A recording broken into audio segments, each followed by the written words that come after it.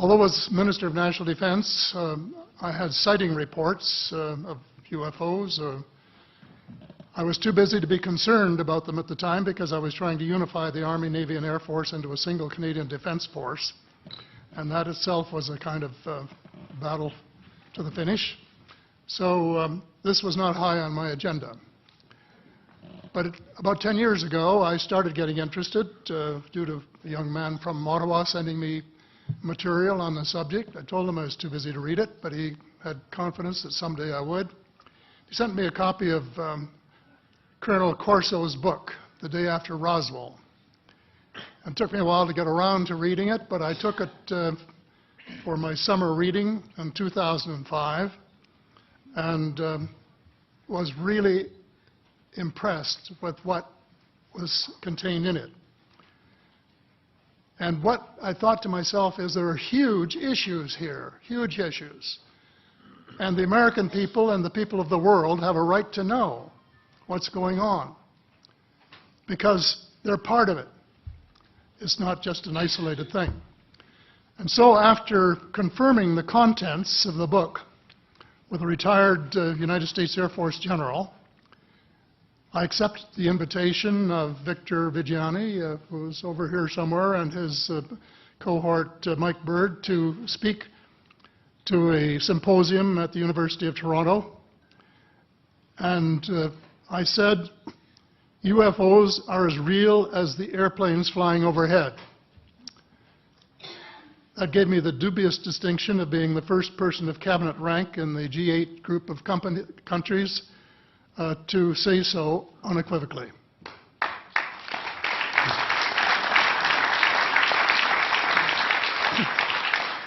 First is that about in the 1960s sometime, it was a flotilla of UFOs headed south that crossed into NATO territory in Europe. And the Commander-in-Chief of the Supreme Allied Headquarters in Europe was naturally very shaken. Fortunately, or maybe divine providence, before the panic button was pushed, the flotilla turned around and headed back north. Obviously, they had thought maybe they were Russian and they were very concerned about it. Anyway, an investigation was launched into this whole subject, and a document was prepared which concluded that at least 4 species had been visiting Earth for thousands of years. And this is my own view at this stage as well. So, except for that, there are just a couple of things that we've talked about that I'd like to refer to. And one was that we were referring to them as they until this morning when Linda Moulton Howe, I think she was the first one, actually named 3 different species. I have brought my latest book called Light at the End of the Tunnel, A Survival Plan for the Human Species, as an aide-memoire, and I name 5 different species here.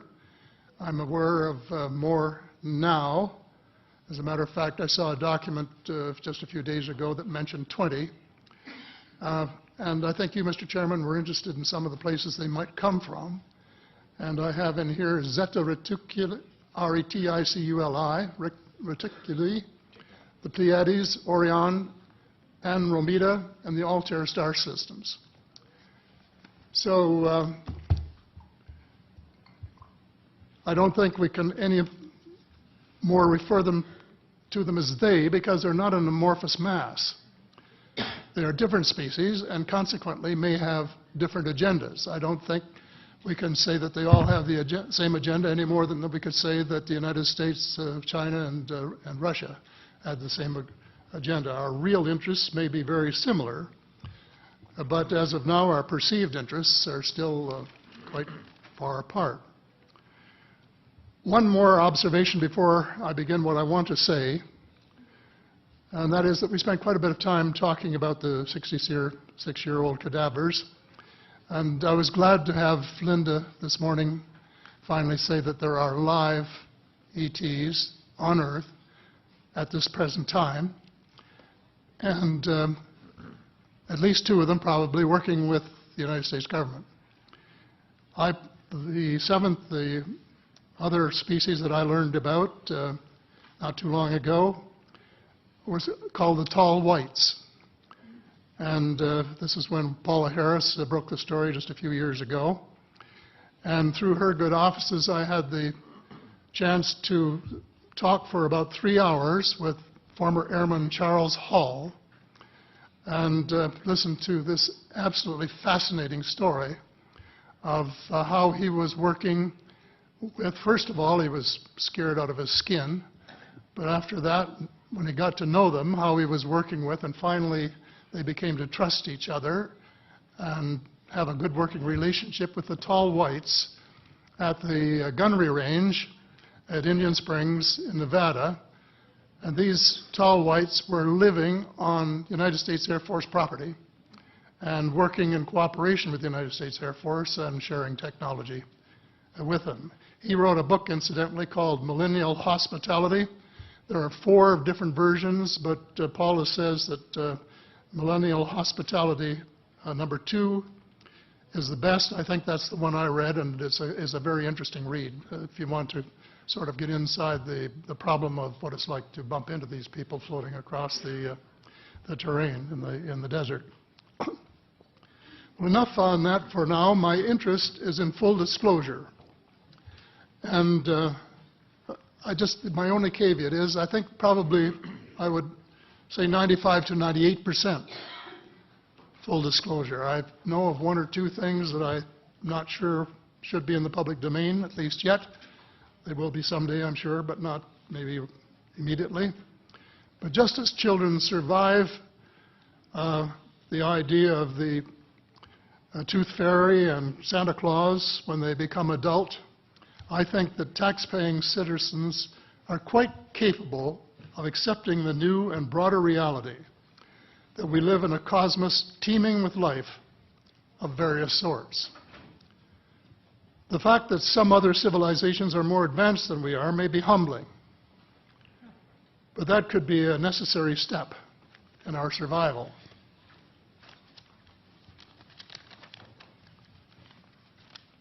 The world is an unholy mess.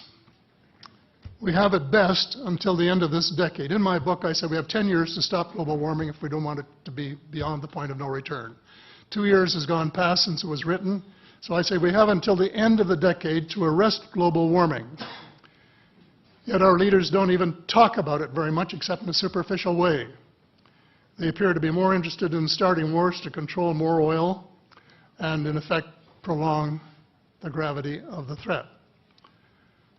Of course, even if they took the problem seriously, they wouldn't have the finances to finance the transition from oil to the clean economy, to clean energy, because we have an infinitely silly banking and financial system in the Western world.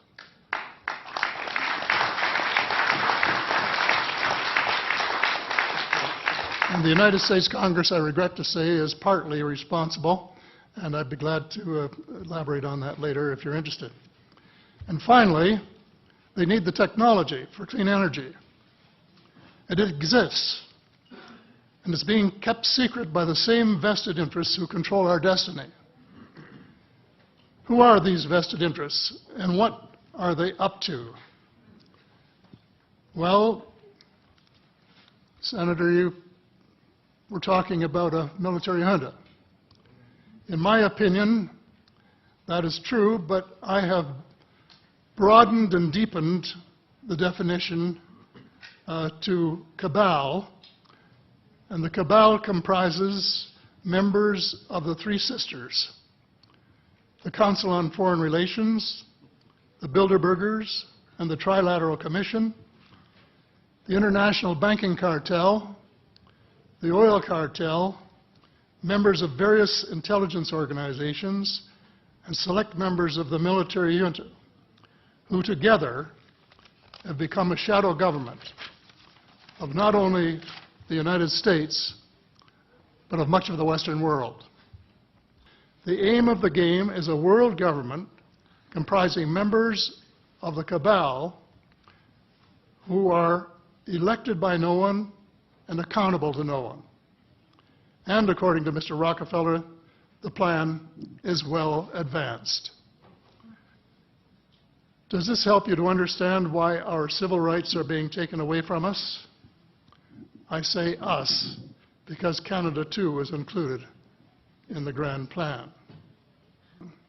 And the mere attempt to pursue the impossible pits neighbor against neighbor and the state power structure against everyone. All of the freedoms won by the millions of men and women who fought and died in World War II are being flushed unceremoniously down the drain. The only hope of peace is a negotiated settlement. This will require a paradigm shift in American attitudes. It involves a de facto renunciation of the plan for a new American energy and the adoption of a pledge of cooperation with all humankind to build the kind of world which we are collectively capable of. Young people everywhere need to be challenged by a noble cause. They need to be involved in arresting global warming, creating a banking system that is just and sustainable, and lead the way in the transformation to the new reality that we have to live in harmony with our celestial neighbors, as well as seeking peace on earth. In a word, we have to become spiritual beings and practice the one tenet that the world's major religions have in common, and that is the Golden Rule. In this field, too, and I just want to read one paragraph in this. This is from the late Dr. John Mack, an American secular Jewish psychiatrist who became a world leader in interviewing abductees, or experiencers, as he called them, came to this conclusion in a startling book, Passport to the Cosmos. Quote, although the aliens are not themselves gods, their behavior is sometimes anything but godlike. Abductees consistently report that the beings seem closer to the Godhead than we are, acting as messengers, guardian spirits, or angels, intermediaries between us and the divine source. Thank you. Thank you very much.